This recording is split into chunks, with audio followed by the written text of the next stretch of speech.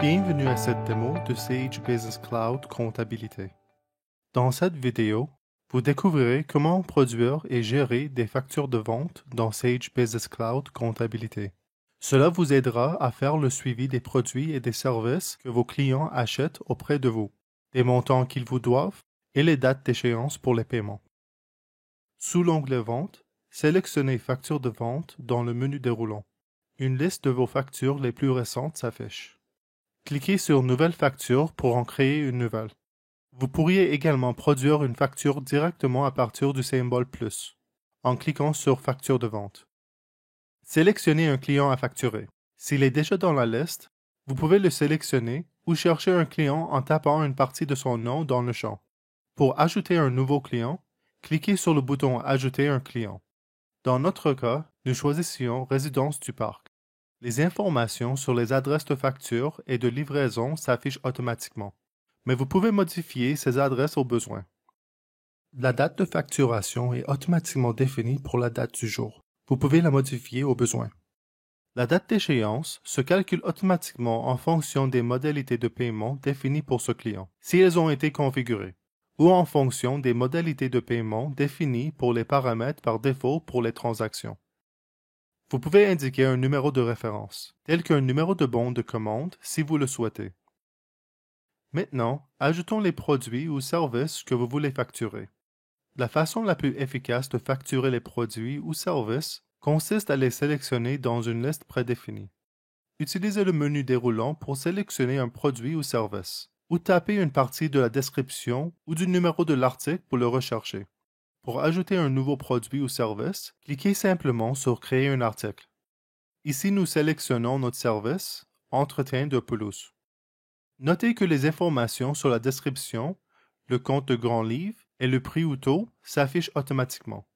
Les taux de taxation prennent automatiquement la valeur de taxe par défaut dans la province de l'adresse d'expédition. Vous pouvez accepter les valeurs par défaut ou modifier le compte, le prix ou le taux de taxation. Actualisez la quantité facturée au besoin.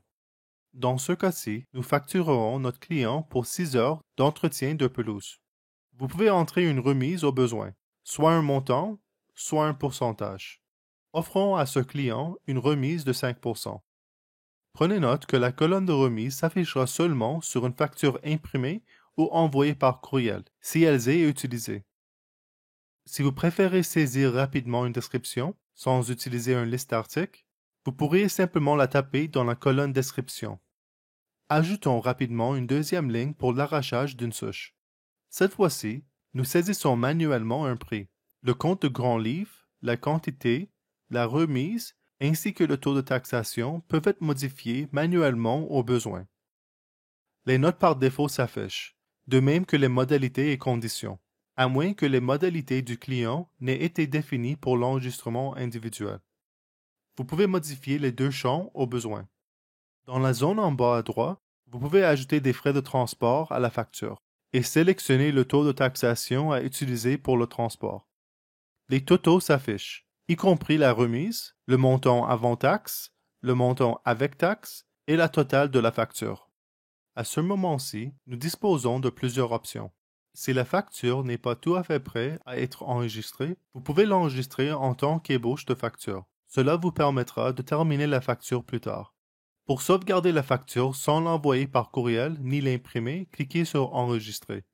Un menu déroulant vous permet d'enregistrer et envoyer par courriel, enregistrer et imprimer, ou enregistrer et créer une nouvelle facture. L'option la plus utilisée ici est Enregistrer et envoyer. Nous cliquons dessus. L'adresse courriel du client, de même que l'objet du courriel, et le message s'affichent automatiquement. Le message par défaut peut être mis à jour dans les paramètres au besoin.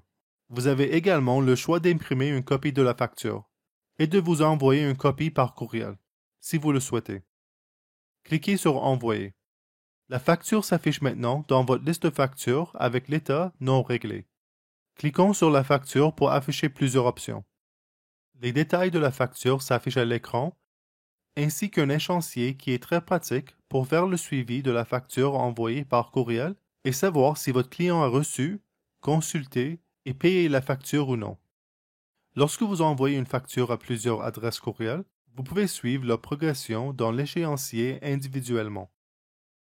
À partir d'ici, vous pouvez traiter un paiement par carte de crédit si vous avez configuré un service de paiement ou de saisir manuellement un paiement. Prenez note que les paiements pour les factures non réglées peuvent être également enregistrés dans l'onglet Opérations bancaires. Des options supplémentaires vous permettent d'envoyer de nouveau la facture par courriel ou de l'imprimer.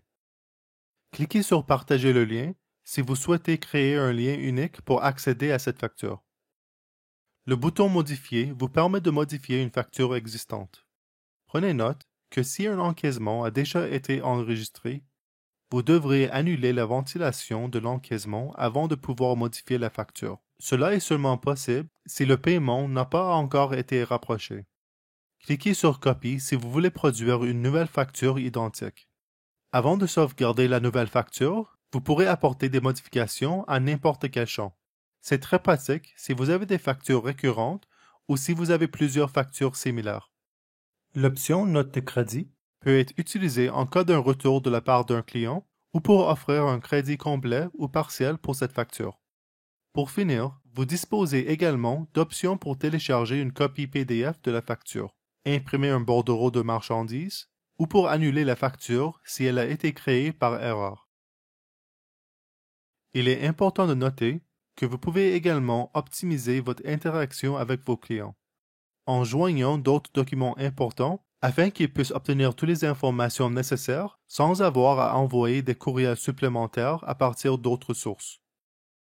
Lorsque vous ajoutez des pièces jointes à vos factures de vente, vous pouvez décider quels documents sont visibles à vos clients. Les clients peuvent alors télécharger les pièces jointes lorsqu'ils consultent la facture à partir du lien dans le courriel qu'ils ont reçu. Félicitations!